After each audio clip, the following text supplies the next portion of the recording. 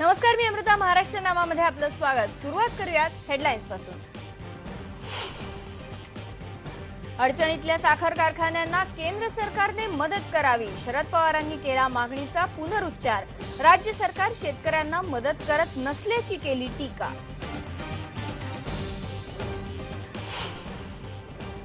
आडतबंदीबद्दलची मुंबईतली बैठक फिसकटली. व्यापाऱ्यांनी सरकारला केलं मॅनेज. रघुनाथ दादांचा आरोप. आडत रद्द करण्यासाठी कोर्टात जाणार.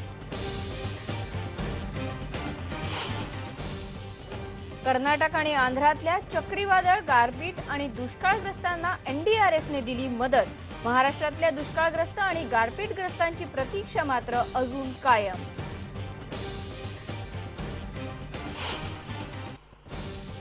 किरण बेदी यांचा भाजपमध्ये प्रवेश. विधानसभेची निवडणूक लढवणार, पण मुख्यमंत्री पदाचा निर्णय संसदीय पक्षच घेणार.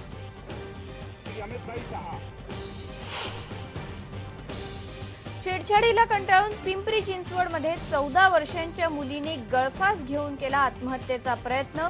आयबीएन लोकमतच्या बातमीची दखल घेत शिवसेनेच्या गटनेत्या सुलभा उबाळ यांनी उचलला पीडित मुलीच्या उपचारांचा खर्च.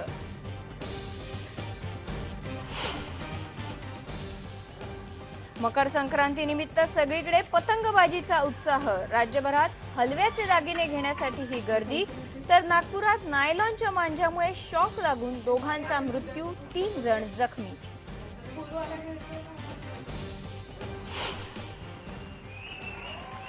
आणि पुणे इंटरनॅशनल फिल्म फेस्टिवलमध्ये एलिझाबेथ एकादशी आणि किल्ला या चित्रपटांना संत तुकाराम अवॉर्ड. प्रकाश बाबा आमटे, येलो, 1000ची नोट या चित्रपटांची ही बाजी.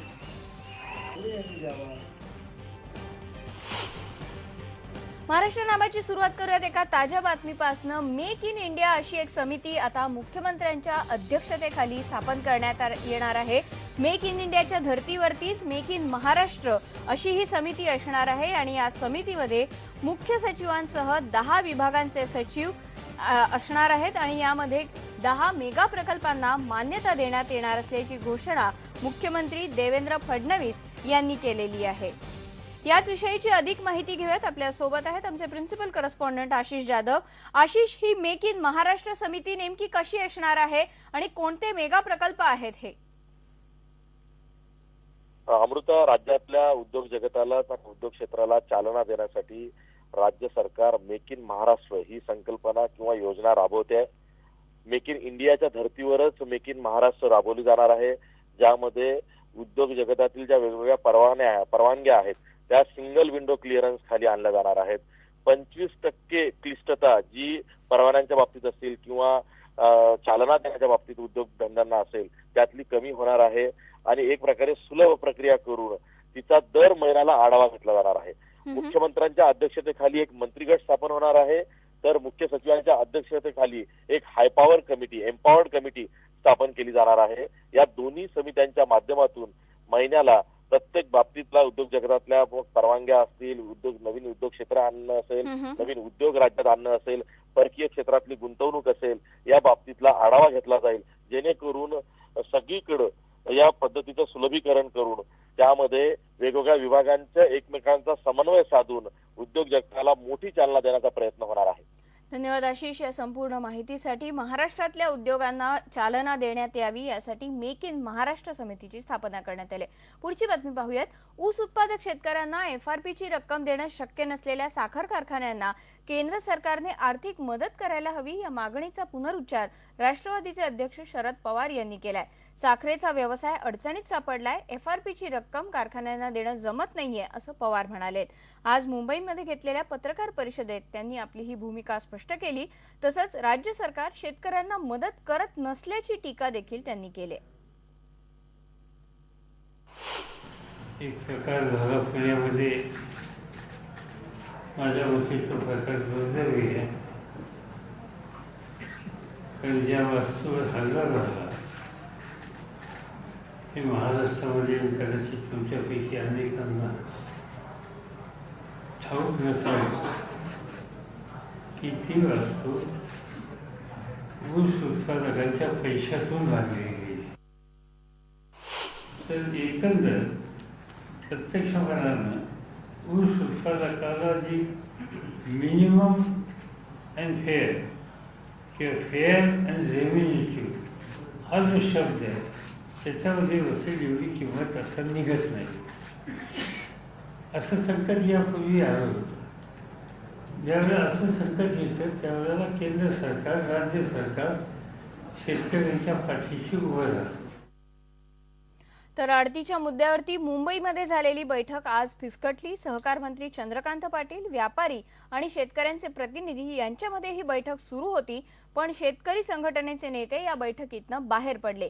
व्यापाऱ्यांनी सरकारला मॅनेज केल्याचा आरोप रघुनाथदादा पाटील यांनी केलाय. आडत रद्द करण्यासाठी सरकारच्या विरोधात कोर्टात जाणार असल्याचंही त्यांनी सांगितलंय. दुसरीकडे आडत बंद झाली नाही तर आंदोलन करू असा इशारा स्वाभिमानी शेतकरी संघटनेनं दिलेला आहे. डिसेंबरच्या शेवटच्या आठवड्यात आडत बंदीच्या विरोधात व्यापाऱ्यांनी बंदचं हत्यार उपसल्याने राज्य सरकारने नरमाईची भूमिका घेतली होती. शेतकऱ्यांच्या हितासाठी कृषी उत्पन्न बाजार समित्यांमध्ये वसूल केली जाणारी आडत बंद करण्याच्या निर्णयाला राज्य सरकारने त्यानंतर तात्पुरती स्थगिती दिली होती. आज ह्या शेतकऱ्याकडनं ही जी आडत घेतली जाते ही चुकीच्या पद्धतीने घेतली जाते आणि त्याच्या बाबतीत आम्ही कोर्टात सुद्धा दाद मागणार आहोत. इथं चंद्रकांत पाटलांना व्यापाऱ्यांनी जरी काही मॅनेज केलं असेल आणि जरा काही या सगळ्या गोष्टी आज व्यापारी पैशाच्या जोरावर हे सरकारला निर्णय घ्यायला लावतायत असा आमचा स्पष्ट आरोप आहे. राज्यभरातल्या आडतीचा हिशोब केला तर जवळजवळ 2000 कोटीची आडत आहे आणि हे सगळं मोठी रक्कम ही आमच्या बिलातनं कापली जाते शेतकऱ्याच्या. ती कापू नये, व्यापाऱ्याकडनं घेतली जावी यासाठी मोठं डिलिंग होतंय आणि म्हणूनच हे मंत्री स्टे देत आहेत असा माझा स्पष्ट आरोप आहे. ज्यांच्यामुळे शेतकऱ्यांचं नुकसान झालं म्हणून शेतकऱ्यांनी मोठ्या अपेक्षेनं तुम्हाला निवडून दिलं, त्यांचाच सल्ला घेऊन जर शेतकऱ्यांच्या संदर्भातली धोरणं राबवणार असाल तर याचा अर्थ एकतर आमची निवड चुकली नाहीतर तुमची निवड चुकली आणि आम्ही मात्र शेतकऱ्यांच्या बाजूने ठामपणे राहणार. मग तुम्हाला कुणाचा सल्ला घ्यायचा तो घ्या, परंतु विरोधी पक्षामध्ये असताना जी भूमिका आपण सगळ्यांनी म्हणून घेतली त्याच भूमिकेशी सरकारला ठाम राहावं लागेल, नाहीतर मग सरकारनं आम्हाला गृहीत धरू नये हे स्पष्ट सांगितलंय. जर कोणाकडून मॅनेज व्हायचं असेल आणि निर्णय करायचा असेल तर मग बैठक करण्याचं काही कारण नाही. आम्ही अतिशय प्रामाणिकपणे सगळ्या संबंधित घटकांची मतं समजून घेऊन कोणावरही अन्याय होणार नाही, सगळ्यांना न्याय मिळेल असा निर्णय करण्याचा प्रयत्न करतो. हे राज्य शेतकऱ्यांचं आहे आणि त्यामुळे रघुनाथदादांनी याची काळजी करण्याचं कारण आहे. माजी IPS अधिकारी किरण बेदी यांनी आज भाजपमध्ये प्रवेश केला. दिल्लीमध्ये पक्षाध्यक्ष अमित शहा, केंद्रीय अर्थमंत्री आणि भाजपचे वरिष्ठ नेते अरुण जेटली, भाजपचे दिल्लीचे प्रदेशाध्यक्ष सतीश उपाध्याय यांच्या उपस्थितीत किरण बेदींनी भाजपमध्ये प्रवेश केलाय. किरण बेदी दिल्ली विधानसभेची निवडणूक लढवणार आहेत, पण मुख्यमंत्री पदाचा निर्णय संसदीय पक्षच घेईल असंही यावेळी स्पष्ट करण्यात आलंय. किरण जी के भारतीय जनता पार्टी में आते ही दिल्ली भारतीय जनता पार्टी यूनिट को बहुत बड़ी मजबूती मिलेगी. दिल्ली के चुनाव में जनता की जो अपेक्षा है उसको इसकी परिपूर्ति के लिए हमें एक अच्छा साथीदार मिलेगा और आने वाले दिनों में दिल्ली का चुनावी जंग और उसके बाद में दिल्ली की नई बनी हुई सरकार दोनों जनता की अपेक्षा पर ठीक से खरे उतरे, इसके लिए किरण जी का रचनात्मक योगदान भारतीय जनता पार्टी को बहुत काम आएगा. मैं अपना 40 साल का एक्सपीरियंस दिल्ली को भेंट करने आई हूँ, अपने देश को भेंट करने आई हूँ. जो मेरे पास है उसको मैं समर्पित करने आई हूँ. मेरे लिए पूर्ण समर्पण है. मेरे लिए अब मैं लिमिटेड वे ऑफ अपनी NGOs और speaking engagements all over the country करती थी, ऑल ओवर द वर्ल्ड करती थी, अब मैं पूर्ण अपने आप को दिल्ली को दूंगी. अब दिल्ली को क्या जरूरत है इस वक्त? दिल्ली को जरूरत है एक strong, clear headed, experienced, stable government. पाहूयात पुढची बातमी. अत्याचार सहन करू नका, त्याविरोधात दाद मागा असा उपदेश महिलांना वारंवार दिला जातो, पण पिंपरीमध्ये पोलिसांच्या आणि तेही महिला पोलिसांच्या दुर्लक्षामुळे आणि बेपर्वाईमुळे एका अल्पवयीन मुलीवरती जीव गमवायची पाळी आली. IBN लोकमतने बातमी दाखवल्यानंतर इथलं प्रशासन जागं झालंय. मवाल्यांकडून होणारी सततची छेडछाड, त्यातून वाटणारी बदनामीची भीती आणि त्यामुळं आलेलं नैराश्य, या सगळ्यामुळं पिंपरीत एका उमलत्या कळीचा जीव धोक्यात आला. सतत चिडवणाऱ्या मुलांविरोधात तक्रारी देऊनही पोलिसांनी त्याकडे दुर्लक्ष केलं आणि त्यामुळेच या अल्पवयीन मुलीनं गळफास लावून घेतला असं तिच्या पालकांचं म्हणणं आहे. गेल्या काही दिवसांपासून ही मुलगी कोमामध्ये आहे. पहिल्या कंप्लेंटला त्यांनी रिस्पॉन्स दिला नसल्यामुळे ही वेळ आमच्यावर आली, नाही तर ती वेळ आलीच नसती. पोलीस वगैरे येतात ना रस्त्यावरची, ते पण आले, ते पण म्हणले की तुम्ही नाही का 100 नंबरला फोन लावा. ते पण कंप्लेंट घेईना म्हणून मी पाईन रोडला गेले. तिथे गेले, परत मला लांडवाडीला लावलं. लांडवाडीला लावलं तर भागवत मॅडमनं एकदम उलटे सुलटे सवाल विचारायला चालू केले की नाही का तुमच्या मुलीची बदनामी होईल, असं होईल, तसं होईल, तुम्ही अशी कंप्लेंट देऊ नका. मग नंतरच्याला म्हणले की नाही का उद्याच्याला मी त्यांना पकडून आणू. दुसऱ्या दिवशी मी कॅन्टीनला निघून गेले. म्हणलं मॅडम, म्हणलं तुम्ही अजून पोरं पकडलेले नाही आहेत, मग आम्हाला खूप भीती वाटते. म्हणलं काहीतरी करते ते, तरी पण त्यांनी काही बोललेलं नाही. म्हणलं मी कामात आहे. म्हणलं एरवी अत्याचारांविरोधात तक्रारी करायला मुली पुढे येत नाहीत असं वारंवार बोललं जातं, पण यावेळेस या मुलीनं तक्रार करूनही पोलिसांनी दखल घेतलीच नाही. नंतर प्रकरण अंगाशी आल्यावर मग पोलिसांनी बाबू नायक, सचिन चव्हाण आणि अकिब शेख या 3 तरुणांना अटक केली. त्यांनी जिथं अगोदर NC दिलेली आहे त्यामध्ये जर त्यांची काही तक्रार असेल किंवा आरोप असेल त्याची पूर्ण चौकशी करून जे कोणी दोषी असतील त्याच्या विरुद्ध कसोरी अहवाल पाठवण्यात येईल आणि कारवाई सुद्धा करण्यात येईल. IBN लोकमतने या बातमीचा पाठपुरावा केल्यानंतर मग पिंपरीतल्या शिवसेनेच्या गटनेत्या सुलभा उबाळे यांनी या मुलीला खाजगी हॉस्पिटलमध्ये हलवण्याची आणि उपचाराचा खर्च करण्याचा निर्णय घेतला. तर शिवसेनेच्या नेत्या नीलम गोरे यांनी हॉस्पिटलमध्ये जाऊन या मुलीची विचारपूस केली. मीडियाच्या माध्यमातूनच ही संवेदनशीलता लोकांमध्ये पण येते आणि एका मिनिटात मुख्य जी आहेत, मुख्यमंत्री आहेत किंवा पोलिसांचे जे मुख्य आहेत त्यांना ही कळतं आणि पटापट या मुलीला मदत मिळायला सुरुवात झालेली आहे. या प्रकारचं अतिशय दुर्लक्ष करणारं संतापजनक वर्तन भोसरी पोलीस स्टेशनच्या महिला पोलीस अधिकारी भागवत यांनी केलेलं आहे. यापूर्वीही पिंपरीतल्या पोलिसांच्या कार्यक्षमतेवर प्रश्नचिन्ह निर्माण झालं होतं. त्यामुळेच खरा प्रश्न उपस्थित होतो तो या मुलीच्या तक्रारीची पोलिसांनी वेळीच दखल का घेतली नाही आणि अशा प्रकारे अक्षम्य दुर्लक्ष करणाऱ्या पोलिसांवर काय कारवाई होणार. गोविंद वाकडे, IBN लोकमत, पिंपरी. तर विरारमध्ये देखील असाच एक धक्कादायक प्रकार समोर आलेला आहे. घरकाम करणाऱ्या महिलेला मारहाण, शारीरिक अत्याचार आणि तिच्यावर बलात्कार केल्याच्या प्रकरणी अर्नाळा सागरी पोलिसांनी एका जोडप्याच्या विरोधात गुन्हा दाखल केलाय. मूळचे दार्जिलिंगचे असणारे रीमा आणि लिओन लोंबा या दोघांच्या विरोधात हा गुन्हा दाखल झालाय. अत्याचार असह्य झाल्याने या महिलेने पोलिसांमध्ये धाव घेतली. पोलिसांनी या प्रकरणात बलात्काराचा गुन्हा नोंदवलाय आणि लिओन लोंबा या आरोपीला अटक केली. पण पोलिसांच्या हलगर्जीपणामुळे रीमा लोंबा फरार झाली आहे असा आरोप होतोय. या प्रकरणातल्या पीडित महिलेला उपचारासाठी ठाण्याच्या सिव्हिल हॉस्पिटलमध्ये ऍडमिट करण्यात आलंय. पाहूयात पुढची बातमी. महाराष्ट्रामध्ये पुन्हा एकदा पाण्यावरनं वादंग उभं राहिलंय, पण यावेळी ते कोणत्याही 2 विभागांमध्ये नाहीये, तर महाराष्ट्र विरुद्ध गुजरात असा एक वाद निर्माण झालाय. नदी जोड प्रकल्पाद्वारे महाराष्ट्राचं पाणी गुजरातकडे वळवायचा घाट केंद्र सरकारने घातलाय. त्याविरोधात ठिकठिकाणी आंदोलनं होत आहेत. मनमाडमध्ये जलहक्क संग्राम परिषदेने उपोषण आणि धरणं आंदोलनाचं आयोजन केलंय. त्यामध्ये सर्वपक्षीय नेते सहभागी झाले होते. त्यामुळे भविष्यात आता पाण्याचा वाद आणखी चिघळण्याची चिन्ह निर्माण झाली आहेत. नाशिक जिल्ह्यातलं दमणगंगा पिंजाळ, पार तापी, नर्मदा या 2 नदीजोड प्रकल्पांद्वारे उत्तर महाराष्ट्र आणि मराठवाड्याचं हक्काचं पाणी गुजरातकडे वळवलं जाते. नाशिक जिल्ह्याअंतर्गत गोदावरी खोरं आणि गिरणा खोरं ही जास्त तुटीची आहेत. दमणगंगा नारपारचं पाणी गिरणा खोऱ्यातल्या चांदवड, मनमाड, नांदगाव, कळवण, सटाणा, मालेगाव, देवळा या तालुक्यांना मिळणं आवश्यक आहे. राज्याच्या हक्काचं पाणी जाऊ नये यासाठी हे सर्वपक्षीय आंदोलन करण्यात येत आहे. केंद्र सरकार, महाराष्ट्र सरकार आणि गुजरात सरकार यांनी 2010 सालात जो करार केला होता त्या अनुषंगाने हे दमणगंगा, पिंजाळ आणि नारपारचं पाणी हे गुजरात भागात घेऊन जाण्याचा प्रयत्न चालवलेला आहे. त्यामुळे हा संपूर्ण परिसर इकडचा नाशिक जिल्ह्याचा हा ओसाड होणार आहे तिथे आणि पाण्यावरून तडफडत मरणार आहे. तर आपल्या हक्काचं पाणी जे आहे या नाशिक जिल्ह्यातलं ते आम्हाला मिळालं पाहिजे, ते गुजरातकडे वळवण्यात नेऊ नये. हा नेमका वाद काय आहे ते आपण पाहूयात.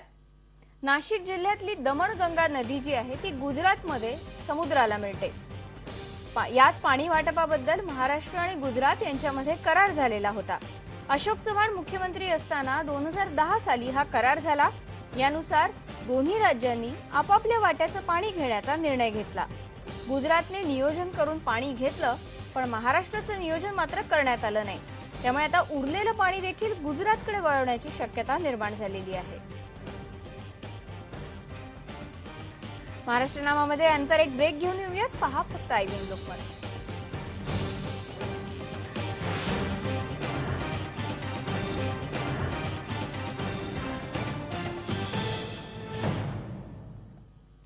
नाशिकमधल्या उपनगर पोलीस स्टेशन हल्ला प्रकरणातल्या लष्करी जवानांना आज नाशिक रोड कोर्टात हजर करण्यात आलं।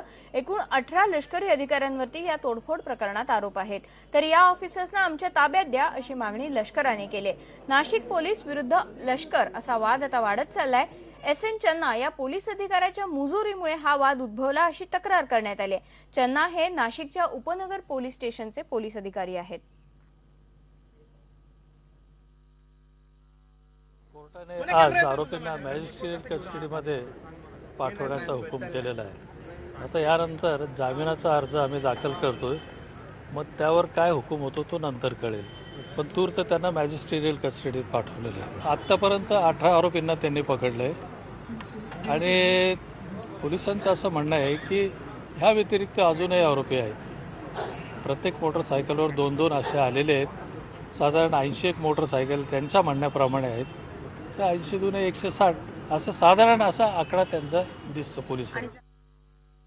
जे मारहाण केली असती त्या दिवशी संपूर्ण रात्र त्यांचे अधिकारी सुद्धा होते, त्यांनी कोणाकडे तक्रार केली का? असा काहीच प्रकार झालेला नाहीये, कोणी कोणाला मारहाण केलेली नाहीये आणि अशी काही पद्धत नाहीये की येऊन कुठेही मोडतोड करा तुम्ही, ही पद्धत चुकीची आहे। महाराष्ट्र नामामध्ये अंतर एक ब्रेक घेऊयात आणि ब्रेक नंतर पाहूयात। आज दिवसभर होती संक्रांतीची धूम।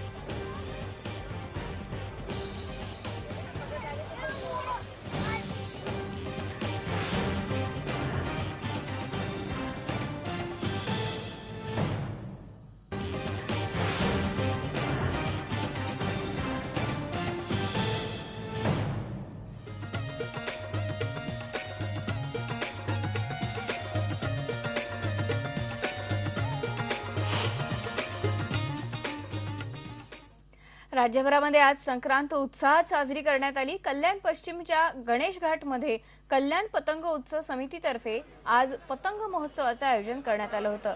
या पतंग महोत्सवात आबालवृद्धांपासून सगळ्यांनी सहभाग घेतला आणि पतंग उडवण्याचा आनंद लुटला। शाळकरी मुलांसोबत त्यांच्या आईबाबांनी सुद्धा या महोत्सवात सहभाग घेतला होता।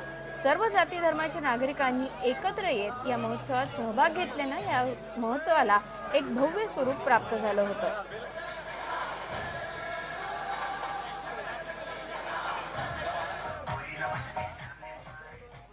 पण या उत्साहाला नागपुरात मात्र गालबोट लागलेला आहे। पतंगामुळे झालेल्या अपघातात नागपुरात 2 जणांचा शॉक लागून मृत्यू झालाय, तर 3 जण जखमी झालेले आहेत। राजेश पटेल आणि देवाश अहिरे अशी या 2 मृत व्यक्तींची नावं आहेत। हे दोघं पतंग पकडण्यासाठी गेले असताना हा अपघात झाला। नंदनवन आणि धंतोली पोलीस ठाण्याच्या हद्दीत हे अपघात झालेत। नायलॉन मांजावर बंदी असताना देखील सर्रास या मांजाचा वापर झाल्याने झालेल्या अपघातात 3 जण जखमी झालेत। नायलॉनचा मांजा रस्त्यात आल्याने 3 जणांचे गळे कापले गेलेत। नागपूर शहरात आणखीही काही अपघात पतंगांमुळे झालेले आहेत, पण त्यांची नोंद झालेली नाहीये।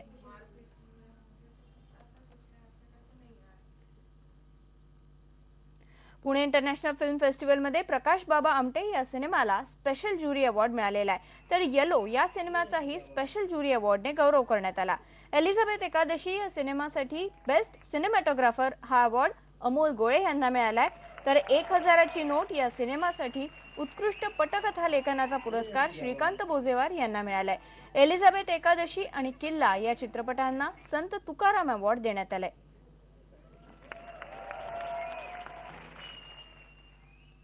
सारं काही समष्टीसाठी असं म्हणणाऱ्या पॅन्थर नामदेव ढसाळ यांनी कवितेतून साहित्यातून आपल्याला एक नवीन भाषा दिली। नामदेव ढसाळ यांचा आज स्मृतिदिन आहे, ऐकूयात त्यांचीच एक कविता। आता इथे कोणीच नाही अभागी. प्रत्येकाचे दिवस असतात लखलखीत गोड्यासारखे. प्रत्येकाला येत असतो जळत्या केसांचा वास. क्रोधाच्या चकाकत्या मिठानंतर रुजले इथल्या नापीक जमिनीत विद्रोहाचं स्वप्न. आता आमच्या दारात शुभ्र हलती झुलतात. आता तंग भाषेची फांदी अशीच हलत राहणार. नूतन इतिहासाची घडाघड होत राहणार. कधी निद्रेत कधी जागृतीत आनंदाच्या वादळाशी खेळते माझी नौका. महासागर सुद्धा मला माझ्याहून लहान वाटतो. मी बंड पुकारून येतो आहे पुढे पुढे. मी दाखवित नाही माझा चेहरा अधिक नवीन करून. पाण्याची एक एक भिंत जाते आहे तुटून. मला होऊ दे तुझ्या लेकरापेक्षा अधिक सुंदर. आता मरणाला साक्षी अशाश्वताचं पान. मी देहाच्या पायघड्या पसरवून पाहतो आहे तुझ्या आज्ञेची वाट. आता ही ज्वालामुखीची वेल आणखी कुठे लावू. आता ही ज्वालामुखीची वेल आणखी कुठे लावू. आणि यासोबतच महाराष्ट्र नामामध्ये इथेच थांबूयात, पण जाता जाता आठवण आमच्या एका विशेष कार्यक्रमाची. आज रात्री 8 वाजता आपण पाहणार आहोत रामदास आठवलेंसोबतच्या खास गप्पा IBN लोकमतचे कार्यकारी संपादक महेश म्हात्रे यांच्यासोबत. पाहुयात पतंगबाजी रात्री 8 वाजता फक्त IBN लोकमतवर.